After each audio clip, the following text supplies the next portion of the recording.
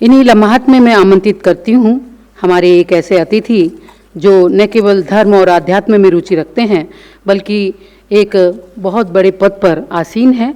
बिहार में जन्मे माननीय श्री शांतमनु कुमार जी, सबसे पहले हम उनका अभिनंदन भी करना चाहते हैं मंच पर। मैं माननीय विपिन कुमार साहब से निवेदन करती हूँ माननीय शांतमनु जी का स्मृति चिन्ह और हमारे स्नेह अनुराग का उन्हें ऊपर ना ओढ़ाएं। आप सन 1991 बैच के AGUMT के कैडर के श्री अतिरिक्त सचिव और वित्तीय सलाहकार हैं, उपभोक्ता मामले, खाद्य और सार्वजनिक वितरण मंत्रालय में। 2022 में बखूबी अपना कार्यभार संभाले हुए आपने मैकेनिकल में इंजीनियरिंग किया और डिप्लोमा हासिल किया और अपने कैरियर की शुरुआत की।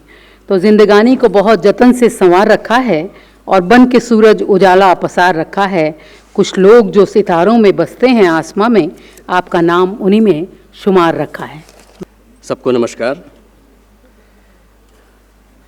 मैं थोड़ा विलम्ब से आया, इसके लिए पहले क्षमा चाहता हूँ। यहाँ बैठे सभी प्रबुद्ध जनों को मेरा फिर से नमस्कार। महामहिम राज्यपाल जी सिक्किम के, श्री फग्गन कुलस्ते जी पूर्व मंत्री जी भारत सरकार के, श्री लक्ष्मी प्रसाद जी जिनको अभी हमने सुना, श्री रवि कुमार अय्यर जी जिनसे पहले भी भेंट हो चुकी है हमारी, मैडम कमलेश जी, विपिन जी, यहाँ बैठे भाई बहन। मुझे कल भी सौभाग्य प्राप्त हुआ था, कल भी शाम को मैं यहाँ पे आया था और जब यहाँ पे काव्य पाठ हुआ था तो मैंने भी अपनी कविताएं सुनाई थी। क्योंकि वैसे तो मैं पिछले 34 सालों से भारतीय प्रशासनिक सेवा में हूँ, बिहार का रहने वाला हूँ, जम्मू कश्मीर मेरा काडर है और पिछले 7.5 वर्षों से मैं भारत सरकार में यहाँ पर दिल्ली में हूँ। लेकिन जो हिंदी के प्रति प्रेम है, इसकी शुरुआत कुछ इस तरह से हुई थी कि मेरा जो स्कूल था पटना में और जयप्रकाश नारायण जी का जो घर है, बिल्कुल गेट आमने सामने गेट था पटना में कदम कुआं में।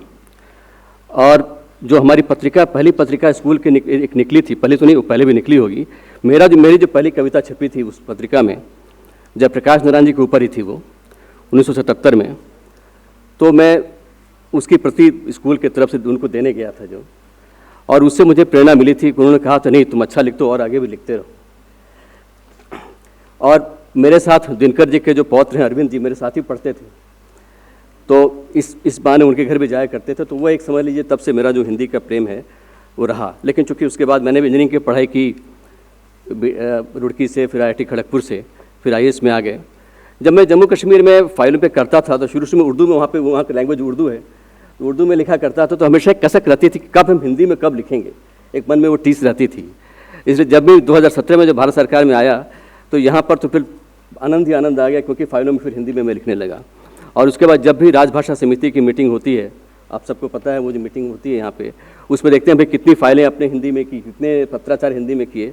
तो हमेशा जिन जिन विभाग में मैं रहा वहाँ पे वो 100% तो नहीं बट 90 से ऊपर प्रतिशत में ही पत्राचार हिंदी में रहे।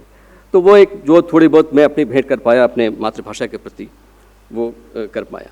अभी जयशंकर प्रसाद जी की बात हुई, उनकी पौत्री यहाँ पे आई हुई हैं, तो मैं ये बताना चाहूँगा, यहाँ पर मौका भी है कि मेरा जो नाम है उसका आधार भी वही है। मेरे पिताजी पहले उन्होंने इंग्लिश में MA किया था पटना यूनिवर्सिटी से। उसके बाद कुछ वर्षों के बाद जब मेरा जन्म होने वाला था उस समय वो हिंदी में MA कर रहे थे और उनका स्पेशल पेपर था कामायनी, जयशंकर प्रसाद जी की बड़ी फेमस महाकाव्य है कामायनी।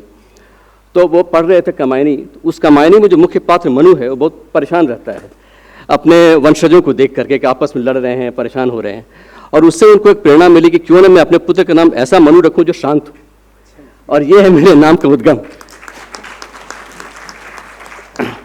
और उसका असर, अब कहते हैं नाम का असर भी होता है, तो नाम का असर ये हुआ कि बाद में मुझे अध्यात्म में काफ़ी रुचि आई।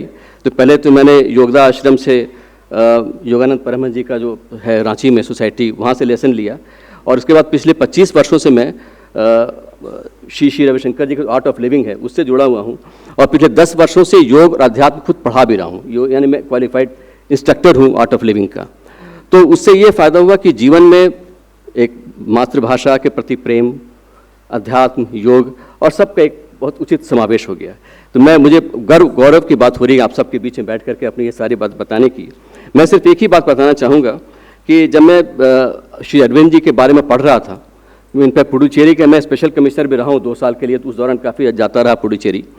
तो उनके जो 5 ड्रीम्स थे, जब उनसे पूछा गया था कि 1947 में आज़ादी मिल रही थी इंडिया को, कि आपके क्या 5 सपने क्या हैं पूरे देश के बारे में, 5 ड्रीम्स हैं, तो उसमें उन्होंने एक यूनाइटेड इंडिया की बात की थी, spiritual gift of spirituality from India to the world की बात की थी, इवोल्यूशन थ्रू ह्यूमन कॉन्शियसनेस की बात की थी, और उन्होंने साथ साथ ये भी बात कही थी कि हमारी जो शिक्षा है वो मातृभाषा में होनी चाहिए, यानी मातृभाषा के बारे में काफ़ी उन्होंने बल दिया था।